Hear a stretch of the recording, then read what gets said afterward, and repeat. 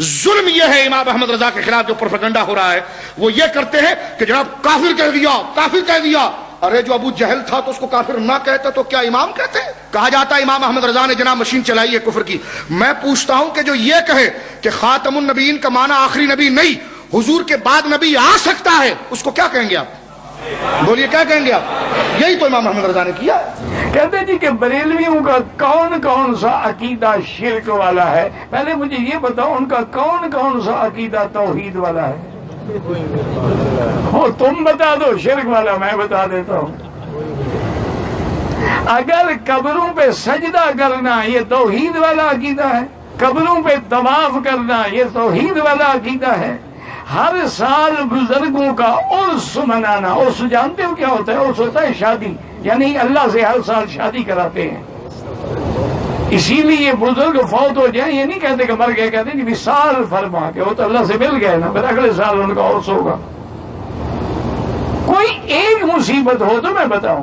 اور آخری جو پوائنٹ نمبر 10 ہے، جسے میں نے انجینئر کی ڈاکٹرن کا نام دیا ہے، یہ ہے تبدیلی والا معاملہ، کہ میں نے ہر فرقے کے اصول اور مبادی کے اوپر ان کو پلٹا ہے، جسے اردو میں کہا جاتا ہے پہلوان اپنے زور پر گرتا ہے۔ ان پہلوانوں کو میں نے ان کے زور پہ گرایا ہے۔ بریلویوں کا ترہ امتیاز تھا کہ سارے گستاخ رسول ہیں۔ جب پوچھتے تھے کیوں، کہتے ہیں انہوں نے نبی الاسلام کی شان میں گستاخیاں کی ہیں، اشرف علی رسول اللہ، اور پھر حسام الارمین میں جو گستاخانہ عبارتیں اعلی حضرت نے ہائی لائٹ کی۔ میں حاضر دماغ ہو کر اس مسجد میں اعلان کر رہا ہوں، جس کوٹ کے اندر، جس چینل پر مجھے تم اپنے شیخ الاسلام تقی عثمانی کے سامنے بٹھاؤ گے، میں ثابت کروں گا کہ امام احمد رضا نے دیوبند والوں پر فتویٰ سچا لگایا تھا۔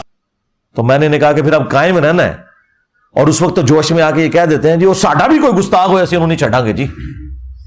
تو میں نے جب چشتی رسول اللہ نکالا، کشف المحجوب سے صاحب اور سکر کی باتیں نکالی، تذکرۃ الاولیاء سے بایزید بستامی کے دعوے نکالے کہ قیامت کے دن محمد اور تمام نبی میرے جھنڈے کے نیچے ہوں گے، نعوذ باللہ، جب یہ میں نے ان سارے بابوں کو ننگا کیا نا بریلویوں کی پبلک میں، مولوی تو ان کے ہو گئے ہمارے خلاف، کیونکہ انہوں نے کہا یار یہ تو ہمارا ہتھیار، یہ ہماری جوتی ہمارے سر پہ مار دی، لیکن عوام ان کو چھوڑ گئی۔ یہ ہے انجینئر کی ڈاکٹرن۔ تو ظاہر ہے کہ یہ تو پھر میں سرجن والا کام کر رہا ہوں نا، تو چیخیں تو سر اٹھیں گی۔ لوگ کہتے ہیں جی وہ طارق جمیل صاحب کی بات سن کے تو کسی کی چیخ نہیں نکلتی۔ بھئی طارق جمیل صاحب تو ہومیوپیتھک ادویات آپ کو دے رہے ہیں اور وہ اختلافی موضوعات پہ تو بات ہی نہیں کر رہے۔ طارق جمیل صاحب کے سامنے اگر کوئی اپینڈکس کا مریض چلا جائے تو وہ تو اتنے نرم دل والے ہیں کہ خود ہی بے ہوش ہو جائیں گے اس کا آپریشن کرنے سے پہلے۔ ہاں، غامدی صاحب کے سامنے آپ کو بندہ لے جائیں جس کی ہڈی ٹوٹی ہوئی ہے یا اس کا شولڈر اتر گیا، وہ بیچارے چلاتے چلاتے خود ہی غم کھا کے بے ہوش ہو جائیں گے۔ تو میں کیا کرتا ہوں، میں تو گرائنڈر پکڑ لیتا ہوں، ٹھیک ہے، پتہ ہے اینا لمبا سوا ہوتا ہے وہ اینستھیزیا دے دیں جڑے کانڈی چلاندے نے، ٹھیک ہے نا۔ تو ہمارے وہ جو جواد نقوی صاحب ہیں انہوں نے بڑی پیاری بات کی، انہوں نے کہا باقی لوگ تو اینستھیزیا دیتے ہیں نا، انجینئر صاحب تو وہ بیہوش کرنے والی دوائی دیے بغیر ہی آپریشن شروع کر دیتے ہیں۔ یہ ایک انجینئر صاحب ہیں، انجینئر مرزا علی، سوشل میڈیا پہ کافی مقبول ہیں، اور وہ مختلف مذاہب اور فرقوں کا آپریشن کرتے ہیں بغیر بے ہوشی کے، بہت دردناک طریقے سے آپریشن کرتے ہیں۔ ویسے مریض کا آپریشن کیا جاتا ہے بے ہوش کر کے تاکہ اس کو درد نہ ہو، وہ بلکہ اگر بے ہوش ہوا ہو اس کو جھنجھوڑ کے ہوشیار کر کے پھر شروع کر دیتے ہیں آپریشن اس کا، تو تکلیف زیادہ ہوتی ہے، درد زیادہ ہوتا ہے۔ تو ایسا نہیں ہے میں بیہوش کرتا ہوں، یہ ایسا نہیں ہے میں بیہوش کرتا ہوں۔ پہلے بریلویوں کہتا ہوں دیکھیں اشلی رسول اللہ، کہتے ہیں ہاں کفر ہے، یہ میں بیہوش کر رہا ہوتا ہوں ان کو۔ جب وہ گیڑے میں آتے ہیں لا کے پھر میں چشتی رسول اللہ سٹنا نا، تو وہ پھر انہوں نے ایکسیپٹ ہو جاتا ہے۔ تو میری مثال آپ اس لیے نہیں دے سکتے کہ میں وہ کام کر رہا ہوں جو کوئی اور کر ہی نہیں رہا، اور نہ اس کے اوپر مجھے ٹونٹ کیا جا سکتا ہے۔ آج تک کسی آرتھوپیڈک سرجن کے ساتھ کسی نے کوئی گلا شکوہ کیا ہے کہ حضرت آپ کے کلینک میں جب بھی آیا میں نے لوگوں کی چیخیں ہی دیکھی ہیں؟ کوئی میٹھی میٹھی گلامی کریا کرو، وہ بتائے گا اللہ کے بندے، میرے پاس جو لوگ آ رہے ہیں نا، کسی کی پنڈلی کی ہڈی ٹوٹی ہوئی ہے، کسی کی بازو کی ہڈی ٹوٹی ہوئی ہے، کسی کا شولڈر اترا ہوا ہے، किसी की उंगली उतरी हुई है, तो जब मैं उसे सीधा करूंगा तो चीख तो वो मारेगा। और साथ आपको फिर वो बताएगा कि दुनिया की कोई दवाई, कोई दम ये वाला काम नहीं कर सकता जो ऑर्थोपेडिक सर्जन करता है, या कोई ऑपरेशन करने वाला सर्जन। जब बाईपास ड्यू है तो बाईपास होगा। कोई दवाई ऐसी नहीं है जो इसको ओवरकम कर दे। हड्डी टूट गई है तो कोई दवाई उस हड्डी को जोड़ नहीं सकती जब तक कि आप हड्डी को सीधा करके बैंडेज नहीं करते। उसके ऊपर 5 से 6 हफ्ते का क्योरिंग पीरियड है उसका, साथ अद्वियात सपोर्टिव जरूर होती हैं, लेकिन हड्डी को सीधा रखना होगा। वो भी हल्की सी टेढ़ी रखी जाए तो पूरी जिंदगी के लिए टांग टेढ़ी हो जाती है। और अपेंडिक्स की तकलीफ में से तो आप में से कई लोग गुजरे होंगे। मुझे बताएं, दुनिया की कोई दवाई अपेंडिक्स की तकलीफ का इलाज कर सकती है? वक्ती तौर पे कोई पेन किलर लगा ले तो चंद घंटे आपके गुजर जाएंगे। जब तक वो निकालते नहीं ना बाहर, तो वो निकालते किस तरह है? तारिक जमील या गामदी स्टाइल में या इंजीनियर के स्टाइल में? हाँ, इंजीनियर सर्जन वाले स्टाइल में। और ये मेरा भी स्टाइल नहीं है, ना मेरे उस्ताद सिर्फ डॉक्टर इसरार साहब का ये स्टाइल है, बल्कि नबी इस्लाम का भी स्टाइल ये था। सही मुस्लिम 2005 नंबर हदीस कि नबी इस्लाम जब मिंबर पे चढ़ते आपकी आवाज बुलंद हो जाती, आंखें सुर्ख हो जाती, गुस्से में इजाफा हो जाता, जैसे कोई जर्नैल अपनी फौज को तैयार कर रहा हूं। हाँ, बाकी आम गुफ्तगू में आप मेरे साथ बैठ के खाना खाएं तो ज़ाहिर मैं इस पैशन से तो नहीं बोल रहा हूँ। इस पैशन से मैं अपनी बीवी से खाना तो नहीं मांगता, वरना तो मुझे ना मिले। तो वो तो ज़ाहिर है कि एक दावत का स्टाइल है, ये एक यानी रिक्वायरमेंट है मिंबर की। मुलाकात गुफ्तगू और चीज होती है, जब तकरीर कर रहा होता है इंसान उसका स्टाइल बिल्कुल डिफरेंट होता है। तो ये जो पैशन वाला स्टाइल है इसने दुनिया के अंदर चेंज लेके आया। इसके बगैर दुनिया में चेंज आने वाली नहीं थी मेरे भाई, ये ज़हन में रखिएगा। तो ये इंजीनियर की जो डॉक्ट्रिन थी कि उसूल और मुबादी के ऊपर आपने उलट देना है, बरेलवियों को कैसा उल्टा? देवबंदियों ने रट लगाई भी थी। जब हम कहते थे यार बरेलवी देवबंदी एक हो, दोनों हनफी हो, यार क्या मसला है? बाप एक है यार, एक दूसरे को लाली क्यों नहीं समझ रहे? एक बाप की औलाद हो, इमाम हनीफा की तरफ अपने आप को मंसूब किए हुए हो, पूरी फिक एक है, पुराने सारे बुजुर्ग एक हैं, सूफिया तुम्हारे एक हैं। वो देवबंदियों ने कहा कि नहीं, ये जो बरेलवी हैं शिरक करते हैं, कब्रों से मांगते हैं, ये करते हैं। कहते जी कि बरेलवियों का कौन कौन सा अकीदा शिरक वाला है? पहले मुझे ये बताओ, उनका कौन कौन सा अकीदा तौहीद वाला है? हो तुम बता दो, शिरक वाला मैं बता देता हूं। अगर कब्रों पे सजदा करना ये तौहीद वाला अकीदा है, कब्रों पे तवाफ करना ये तौहीद वाला अकीदा है, हर साल बुजुर्गों का उर्स मनाना, उर्स जानते हो क्या होता है? उर्स होता है शादी, यानी अल्लाह से हर साल शादी कराते हैं। इसीलिए बुजुर्ग फौत हो जाए ये नहीं कहते कि मर गए, कहते कि विसाल फरमा के वो तो अल्लाह से मिल गए ना, फिर अगले साल उनका उर्स होगा। कोई एक मुसीबत हो तो मैं बताऊं। मैंने वो सारे वाकयात देवबंदियों के बुजुर्गों से भी साबित किए। अब मुझे बताएं, बंद गली में दाखिल हो गए, वो भागने का रास्ता है, तो ये पहलवान को मैंने उनके जोर पे गिराया। मैंने बताया कि भाई जो कासिम ननोतवी साहब है, अशरी थानवी ने खुद नकल किया है कि वो मरने के 6 साल के बाद बेदारी में, ख्वाब में नहीं, 6 साल के बाद अपनी कब्र से निकल के देवबंद में 2 मौलवियों की सुलह करवा के चले गए। और सख्त सर्दियों में जिसने वो रजाई ओढ़ी हुई थी उसके अंदर भी उसका पसीना छूट गया, और शायद कोई और भी चीज छूट गई हो। हाँ, और आगे फिर फुट नोट पे शरीफ थानवी ने लिखा है कि हो सकता है कि हजरत की रूह ने अपना जिस्म खुद कब्र से निकाला हो और बाहर आ गई हो, या उस रूह ने अपना कोई अलादा से एक इमसाली जिस्म बनाया हो और उसके साथ आई हो। तो कोई और बरेली शाही कोई नहीं जिड़ा बड़ा गांधी ने को लिया है। और मैं इनके सारे वाकयात बयान किए। तो अब इनका एक ही एक तुर्रा इम्तियाज था बरेलियों के खिलाफ, वो तौहीद पे था, वो तो मैंने इनसे ले लिया। तो आप देख लें, देवबंदी जिनके दिमाग भी बंद थे, हमारी वीडियो से वो दिमाग खुल गए, अल्लाह का शुक्र है। तो मैंने पहलवान को उसके जोर पे गिराया।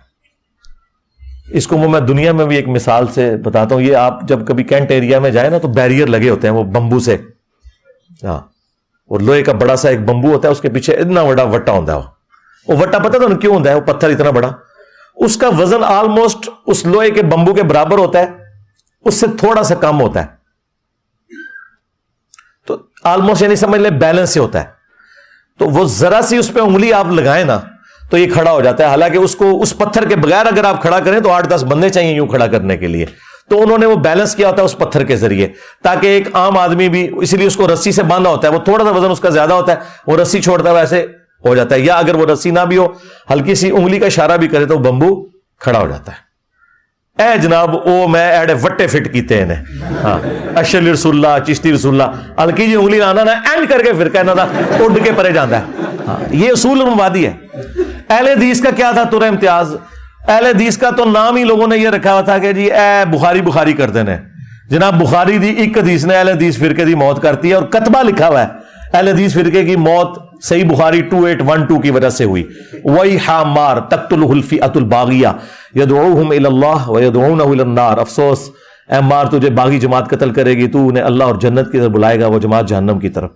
یہ مرزا جہلمی چھپا ہوا رافضی اہل سنت کا لبادہ اڑا ہوا, وہ بدبخت ہر وقت ہر ٹائم اس خاندان کے اوپر حملہ آور, اس خاندان کی توہین و تشنیع کرنا. ایک حدیث گڑی ہوئی ہے, ایک حدیث گڑی ہوئی ہے, ایک حدیث گڑی ہوئی ہے, یعنی مفہوم گڑا ہوا. حدیث تو درست ہے, کہتا ہے عمار کو فیا باغیہ قتل کرے گا, وہ عمار کو جہنم کی طرف بلاتا ہوگا. معاذ اللہ, وہ عمار کو جہنم کی طرف بلاتا ہوگا.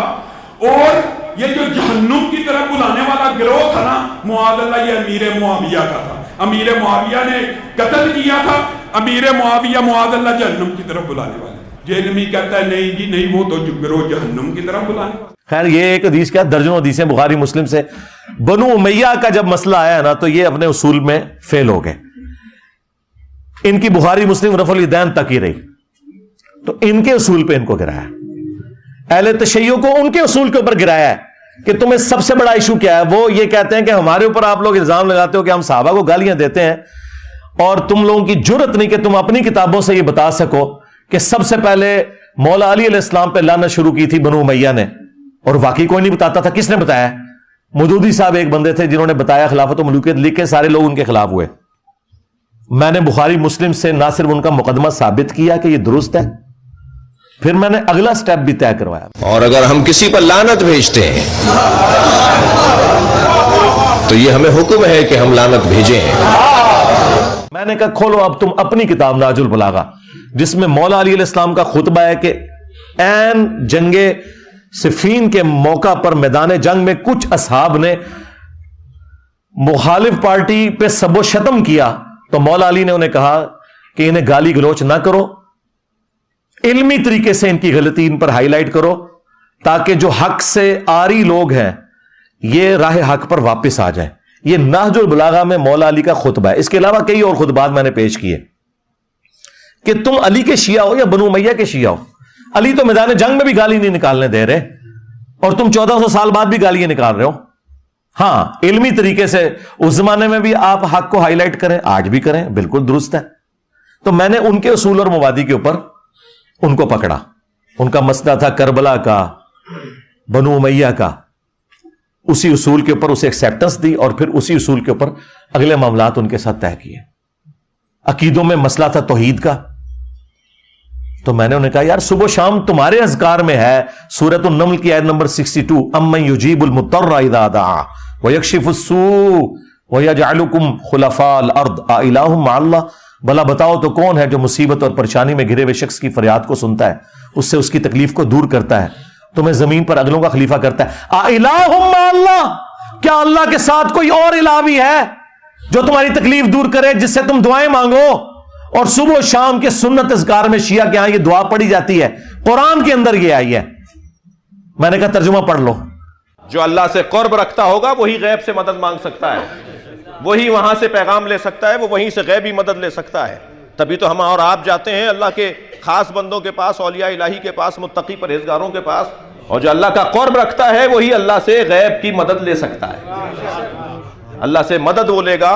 بہت سے لوگ کہتے ہیں ہمیں ڈائریکٹ اللہ سے بات کرنی چاہیے, ہم اللہ سے خود بات کریں گے, ہمیں کسی وسیلے کی ضرورت نہیں ہے. اس کو دیکھو تو صحیح, یہ ہے کون؟ اس نے اپنا قد دیکھا ہے, اس نے اپنا چہرہ آئینے میں دیکھا ہے, اس کی حیثیت ہے کہ ڈائریکٹ اللہ سے بات کرے؟ ڈائریکٹ اللہ سے بات کرنے کا دعویٰ یا محمد کریں یا علی کریں. اہل تقوی کو حق ہے کہ وہ اللہ سے بات کریں. کہنے جی یا علی مدد کہنا بدعت ہے. اچھا بولتے ہمیں, تشریح آپ کریں گے؟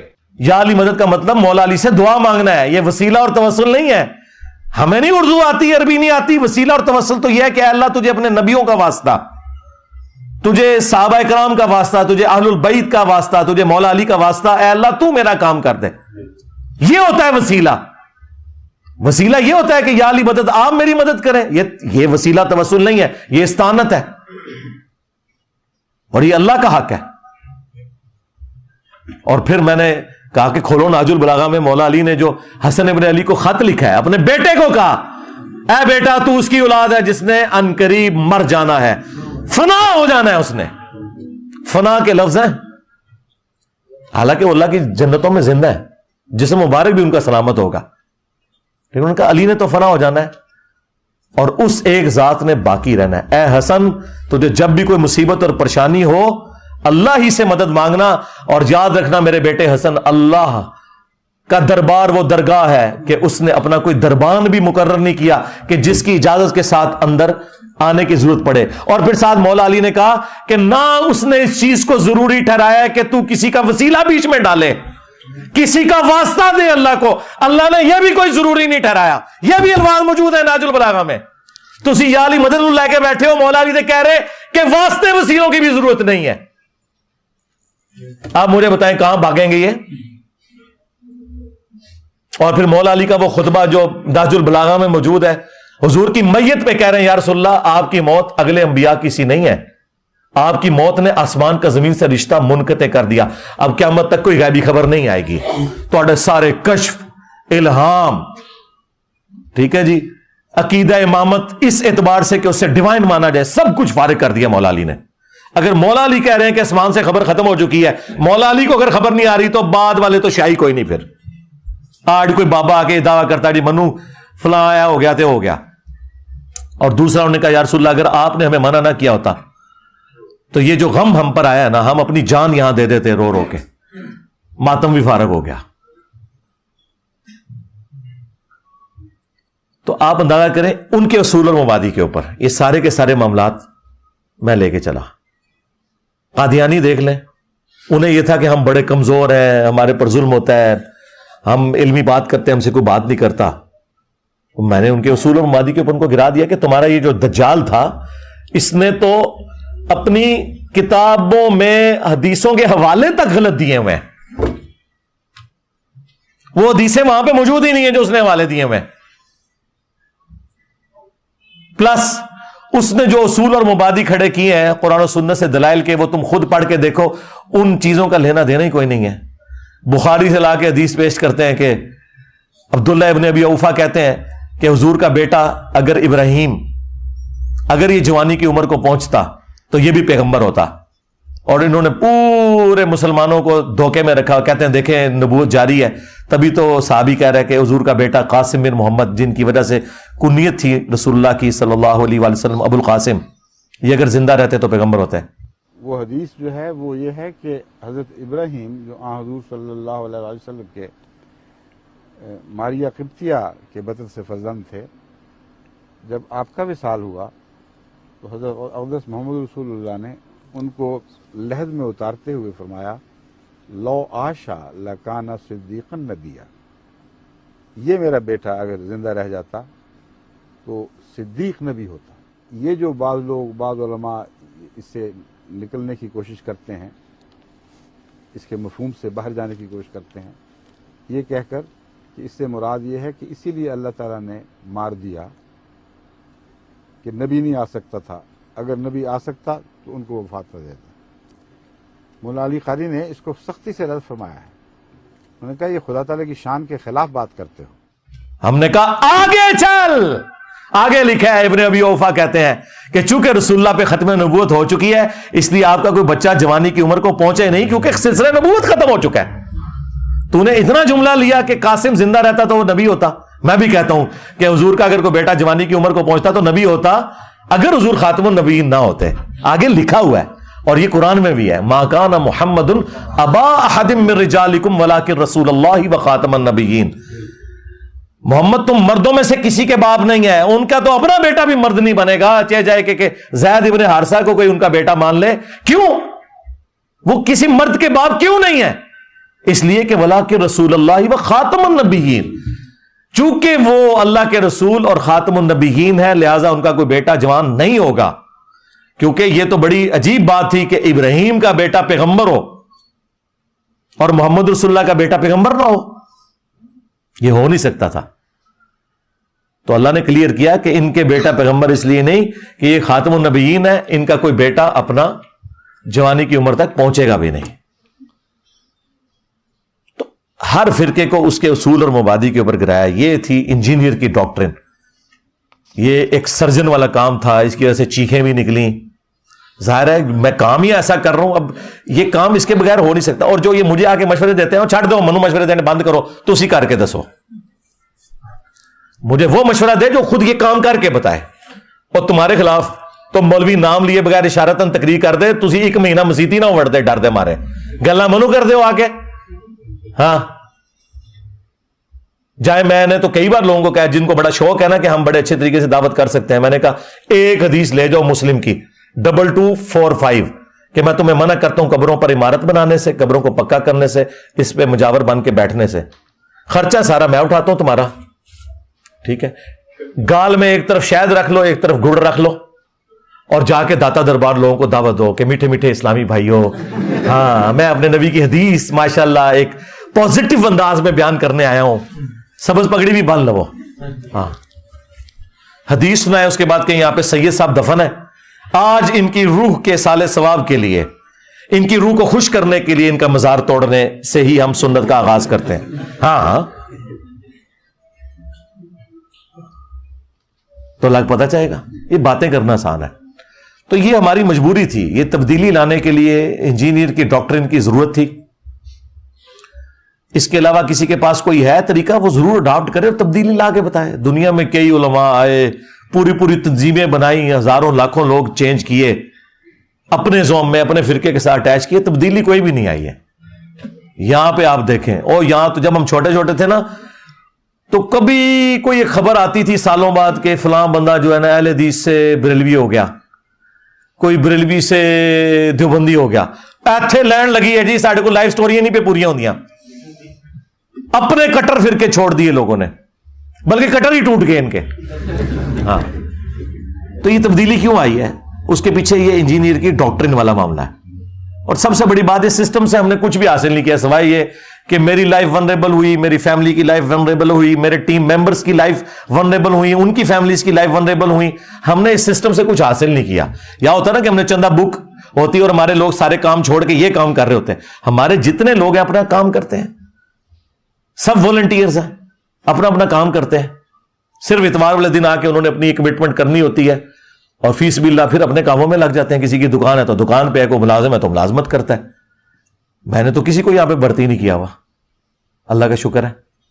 تو سب لوگ والنٹیئرلی کام کرتے ہیں۔ تو ہم نے اس سسٹم سے حاصل تو کچھ بھی نہیں نہ کیا۔ اگر سسٹم سے کچھ حاصل کیا ہوتا تو پھر آپ کہہ سکتے تھے کہ جی، اور پھر کہتے ہیں ایک فرقہ بنائے گا، سرکار 15 سال ہو گئے نا، وہ کتنے فرقہ جڑا بنایا ہے بھائی؟ فرقے کے لیے چندہ بک ہوتی ہے، مدرسہ ہوتا ہے، مسجد۔ میری کوئی ایک مسجد بتا دو، کوئی چندہ بک بنا دو، کوئی مدرسہ بتا دو۔ نہیں، تمہارے پیچھے نمازیں پڑھ رہے ہیں، تمہیں چندے دے رہے ہیں، تو فرقہ کہاں سے بن گیا بھائی؟ کسی چیز کو مچھلی ثابت کرنے کے لیے مچھلی والی خوبیاں چاہیے نا۔ گھوڑے کو آپ مچھلی ثابت کرنے کی کوشش کریں گے تو آپ کو لوگ پاگل ہی کہیں گے نا۔ تمہارے بزرگوں والا کوئی گند میرے اندر موجود نہیں، کیونکہ وہ گند اس لیے کہ آپ کہتے ہو نا یہ فرقہ بنا رہا ہے۔ تو پھر جنہوں نے فرقے بنائے ہوئے ہیں وہ جو گند کرتے رہے ہیں، ان کا کوئی ایک گند مجھے بتا دو کہ تمہارے اندر بھی وہ والا گند موجود ہے۔ کوئی کتاب لکھ کے میں نے لوگوں کے حوالے کی ہو، کتابیں تو یہ وہی ہیں۔ کوئی فرقہ بنایا ہو، کوئی چندہ بک بنائی ہو، یہ میں کہتا ہوں فلاں کے پیچھے نماز نہیں ہوتی، میں کہتا ہوں ساروں کے پیچھے نماز ہوتی، سارے مسلمان ہیں۔ تو اس سسٹم سے کچھ بھی حاصل نہیں کیا۔ تو اس طرح کے جھوٹے زمان لگا کے اپنی بدنامی کماتے ہیں۔ اب تو دیکھیں معاملات آگے جا چکے ہیں، اب تو یہ صرف گالیاں ہی دیتے ہیں، چھوٹے چھوٹے کلپ کارڈ۔ اور دیکھیں ہر درخت اپنے پھل سے پہچانا جاتا ہے۔ ان کے بزرگان دین کا درخت یہ ہے کہ ان کے علماء بھی اور پبلک بھی میرے چھوٹے چھوٹے کلپ آؤٹ آف کانٹیکسٹ کاٹ کے نا مجھے بدنام کرتے ہیں۔ اور ہمارے کسی اسٹوڈنٹ نے کبھی کسی عالم دین کا آؤٹ آف کانٹیکسٹ کلپ کاٹ کے کسی کو بدنام کیا ہے؟ مجھے کوئی ایک کلپ دکھا دیں۔ تو بتائیں پھر استاد کامل کون سا ہوا؟ کس کی تربیت کامل ہے کہ اس کا کوئی اسٹوڈنٹ اپنے مخالفین کا آؤٹ آف کانٹیکسٹ کلپ نہیں کاٹتا؟ اور ان کے سارے یہی کام کرتے ہیں، کلپ 3-3 4-4 سیکنڈ کے. یار 4 سیکنڈ میں آپ کے کیا، بلکہ اگلے دن وہ ہمارے میر صاحب کو انہوں نے بلایا تھانے میں نا، کچھ مہینے پہلے کی بات ہے، جب انہوں نے FIR کٹوائی تھی، وہ جو فارغ ہوئی، تو وہ کلپ کاٹ کے پتہ کیا دیا ہوا؟ اس میں الفاظ تھے کہ معاویہ کا پیٹ پھر پوری زندگی نہیں بھرا، یہ کلپ کٹا ہوا ہے. تو وہ پوچھتا ہے یہ آپ نے کیا کہا؟ بھئی ہم نے نہیں کہا، یہ اس حدیث کے راوی نے کہا ہے جس نے وہ حدیث روایت کی دلائل النبوہ امام بیہقی کی کتاب میں، کہ نبی علیہ السلام نے کہا تھا کہ اس کا خدا پیٹ نہ بھرے، اور وہ راوی حدیث کہتا ہے کہ حضور کی پھر یہ بدوا لگ گئی اس کو اور مرتے دم تک اس کا پیٹ نہیں بھرا. یہ حدیث میں راوی کے الفاظ تھے. انہوں نے اگلا جملہ صرف کاٹا کہ معاویہ کا پیٹ پھر مرتے دم تک نہیں بھرا. ان کا یہ انجینئر کہہ رہا ہے. کتنے ظالم ہیں. اس طرح چھوٹے چھوٹے کلپ کاٹتے ہیں. میں تو اگلے دن اپنے بھائیوں کو کہہ رہا تھا، میں جس پیشن سے بیان کرتا ہوں وہ بخاری مسلم کی حدیث کہ نبی علیہ السلام غزوہ حنین کے موقع پر جب 12,000 کا لشکر آپ کو چھوڑ گیا، آپ 80 لوگوں کے ساتھ اکیلے آگے بڑھے. انا النبی لا کذب انا ابن عبد المطلب، میں نبی ہوں، اس میں کوئی شک نہیں. اب یہ میرا جو جملہ ہے، میں نبی اس میں کوئی شک نہیں ہے، وہ کاٹ لے. یہ یہی خبیث کرتے ہیں، میں عبد المطلب کا بیٹا ہوں، اس میں کوئی شک نہیں. یہ تو میں تو حدیث بیان کر رہا ہوں. تو کلپ تو اللہ کی کتاب سے بھی کاٹا جا سکتا ہے، بخاری مسلم سے بھی کاٹا جا سکتا ہے. قرآن میں لکھا ہے عیسیٰ ابن مریم اللہ کے بیٹے ہیں، ہاں لکھا ہوا ہے، لیکن ساتھ لکھا ہے لقد کفر الذین قالوا ان اللہ هو المسیح ابن مریم. بے شک وہ کفر کر رہے ہیں جو کہہ رہے ہیں کہ اللہ ہی عیسیٰ ابن مریم ہے. ہاں قرآن میں لکھا ہے نماز کے قریب مت جاؤ، لیکن لکھا ہوا ہے وانتم سکارا لا تقربوا الصلاۃ وانتم سکارا، جب تم نشے کی حالت میں ہو. ہاں جی. تو میرے بھائی کلپ تو اللہ کا بھی کاٹا جا سکتا ہے، کلپ تو رسول اللہ کا بھی کاٹا جا سکتا ہے، لیکن یہ جو کلپ کاٹنے والے ہیں نا، یہ ثابت کر رہے ہیں کہ یہ دین کے غدار ہیں، یہ دشمن ہے دین کے، کہ جو مجاہد دین کا کام کر رہا ہے اس کی لائف کو بھی ونریبل کر رہے ہیں. مجھے تو فرق نہیں پڑتا، میں نے تو اپنی لائف ونریبل کی ہوئی ہے، میں نے آپ کو بتایا، مجھے کوئی فرق نہیں پڑتا. میں اب اس لائف کے ساتھ اللہ نے مجھے مانوس کر دیا ہے، اگرچہ میرے لیے مشکل زندگی ہے لیکن میں اس کے ساتھ مانوس ہو چکا ہوں، مجھے کوئی فرق نہیں پڑ رہا. لیکن تجھے ہی نہیں جے بچنا. ہاں انشاءاللہ تعالی جو کہتے ہیں بند کمرے بہ کے، ہاں بند کمرے بہ کے تواڈے تالے تروڑ دیتے نے، تواڈے بابیاں دے دماغاں دے تالے تانوں لگے ہوئے تروڑ دیتے نے اللہ کے فضل سے الحمدللہ. تو ہمیں کوئی فرق نہیں پڑتا. لیکن میں صرف یہ بتا رہا ہوں کہ میں نے اپنے مخالفین کو بارہا ریکویسٹ کی ہے کہ اگر تم لوگ چاہتے ہو نا کہ تمہارے فرقے 10 15 20 سال اور نکال جائیں تو میرے بارے میں خاموشی اختیار کر لو، کیونکہ اگر تم بولو گے تو میں تو نہیں چھوڑوں گا. ہاں اور جب تم بولو گے میں اتنا ہی اس کا جواب جب دیتا ہوں تو پھر کوئی کسی کا میں لحاظ نہیں کرتا، کیونکہ ہم کسی سسٹم کے بینیفیشری نہیں ہیں. دیکھیں وہ بدماش قسم کے مولوی جن کے نام ٹی وی پہ آ کر لوگ اشارتاً لیتے ہیں، میں ان کو بائی نیم للکارتا ہوں. ہے کسی کی جرت دبک جاتے ہیں. ہاں بعد میں پیغام جاتے ہیں علی بھائی ذرا ہاتھ ہولا رکھو ہے، تسی میں تے کہنا نہیں چاہتا، تیری ایسی دی تیسی. تو منو کیا ابو بکر تا گستاخ نویں فتنے ابھار دیں. جناب کوئی انجینئر بہ کے، جناب کوئی پلمبر بہ کے، جناب کوئی جناب کرنڈی مین بہ کے، جناب کوئی مستری بہ کے، وہ حضرت جناب سیدنا صدیق اکبر دے بارے گل کر رہا ہے. شکل نہیں دیکھی وچوں نے اپنی ہے، اوتھے بہ کے بند کمرے گل کر رہے تھے. میدان چاہو تو ہم دسیے جناب سیدنا صدیق اکبر کہندو کنوں جڑا اپنے حجرے دی مسجد تو باہر نہ نکل سکے، او انہاں دے بارے گل کرے جنہاں حضور دی خاطر سارا کچھ قربان کیتا، جنہوں گھر 2 وقت دی روٹی نہ میسر ہوئے، او حضرت جناب سیدنا صدیق اکبر دے بارے گل کرے. اے تے میدان حضرت جناب سیدنا صدیق اکبر حضور سید عالم صلی اللہ علیہ وسلم نال جدو ہجرت دے موقع تے چلے تے این بے کے اندر کتاباں جناب کیڑا بن کے تے جناب 4 یوٹیوبراں نال تے جناب این نہیں گل بندی، اے دین نو ڈھان والیاں گلاں. دیکھا کیسی منجی ٹھوکی ہے. ہاں کسی کی جرت نہیں، نہ مرے ہوں کی نہ زندوں کی.